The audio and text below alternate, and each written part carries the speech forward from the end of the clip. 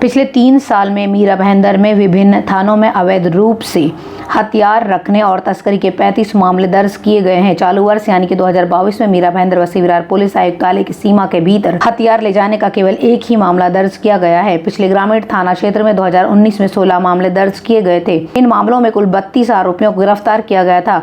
इन अपराधियों के पास से पुलिस ने 11 देसी कट्टे, 7 पिस्टल, 1 बोर की पिस्टल और कुछ जिंदा कारतूस जब्त किए गए थे। 2020 में कोरोना लॉकडाउन के दौरान ऐसे हथियारों की तस्करी और कब्जे में कमी आई है। साल भर लॉकडाउन रहा, साथ ही बड़ी संख्या में पुलिस चौकियां, गश्त और सुरक्षा भी रही। नतीजा यह रहा कि वर्ष 2020 में केवल 3 मामले दर्ज हुए थे, जबकि 4 आरोपियों को गिरफ्तार किया गया था और उनके पास से 2 फर्जी पिस्टल मिली थी। ये 1 जनवरी से 31 मार्च 2022 के बीच पुलिस द्वारा की गई कार्रवाई के आंकड़े हैं। लेकिन ऐसे अवैध हथियारों की तस्करी या बेचने आए ये हथियार कहां से आते हैं, वह इसे किसको बेचने जा रहे थे और जो लोग उसे बेचने जा रहे थे उन्हें ऑर्डर किसने दिया, ऐसे कई सवाल हैं जिनका जवाब मिलना अभी मुश्किल लग रहा है। काशी मीरा में बार की महिलाओं के लिए चुटकुले करते हुए और ग्राहकों के लिए पैसे फेंकने और लंपट देखने के लिए पोज देना और नृत्य करना अब कई बार की विशेषता बन गई है। जहां आम जनता ये सवाल पूछ रही है, वहीं 6 अप्रैल और 8 अप्रैल को काशी मीरा पुलिस ने 2 बार में लोगों की नकेल कसी है और उन पर मुकदमा दर्ज किया है। प्रसाद जाम्बोने द्वारा 6 अप्रैल की दायर एक शिकायत के अनुसार दहीसर चेकनाका के पास कशिश ऑर्केस्ट्रा बार से 4 महिला वेटर और 2 ऑर्केस्ट्रा कलाकार, मालिक, 2 ड्राइवर, 1 कैशियर, 2 पुरुष बारटेंडर और 30 ग्राहकों को गिरफ्तार किया गया है। 21,200 रुपए का जुर्माना इन पर लगाया गया है। पैसा भी इनसे जब्त किया गया है। यह कार्रवाई सहायक पुलिस निरीक्षक प्रशांत गंगुर्ने के मार्गदर्शन में की गई है, जिससे वरिष्ठ पुलिस निरीक्षक संजय हजारे और सहायक पुलिस निरीक्षक राजेंद्र चंदनकर के मार्गदर्शन में नाइट लवर नामक ऑर्केस्ट्रा बार में कार्रवाई की गई है। आपत्तिजनक डांस करने के बहाने एक स्टूअर्ट, एक मैनेजर, 2 वेटर और 4 ग्राहकों के खिलाफ मामला दर्ज किया गया है और 2900 रुपए भी साथ में यहाँ पर भी जब्त किए गए हैं। काशी मीरा पुलिस स्टेशन में एक पुलिस कांस्टेबल गणेश प्रहलाद शीर्षत ने यह मामला दर्ज कराया है। मीरा भाईंदर नगर पालिका नगर सेवकों, अधिकारियों व नेताओं की मिलीभगत से चलाई जा रही है। इसमें अंधाधुंध अवैध गतिविधियां लगातार सामने आ रही हैं। इसके अलावा भले ही कानून में इनके लिए कोई प्रावधान नहीं है और कोई सरकारी आदेश भी नहीं है। महापौर सहित प्रमुख पदाधिकारियों ने करोड़ों स्वैच्छिक धन की लूट की है।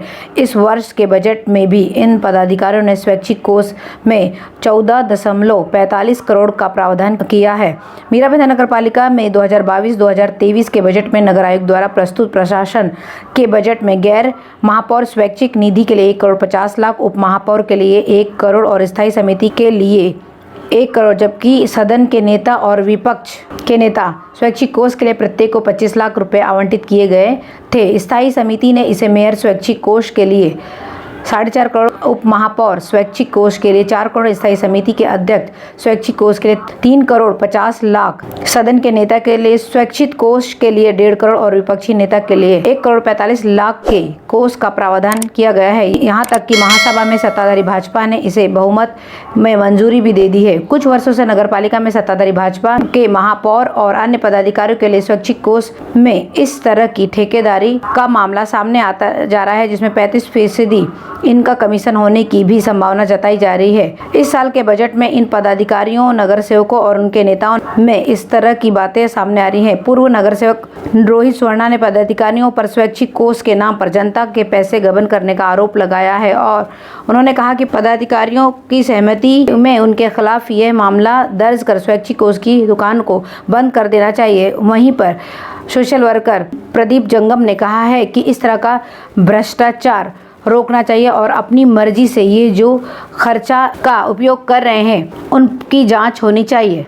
नगर पालिका के अधिनियम में ऐसा कुछ भी नहीं है जो इस तरह के पदाधिकारियों को स्वतंत्रता दी जाए कि इस तरह की निधियों का खर्चा करे और प्रदान करने की अनुमति दे। ऐसा कोई सरकारी आदेश नहीं है। स्पष्ट है कि सरकार का आदेश केवल नगर सेवक के चयन कोष के लिए है और वह प्रावधान भी आय के समिति 2% के लिए ही किया जाना चाहिए। नगर पालिका आयुक्त दिलीप ढोले को संपर्क करने पर उन्होंने कहा है कि इसकी हम नियमानुसार उचित कार्रवाई करेंगे।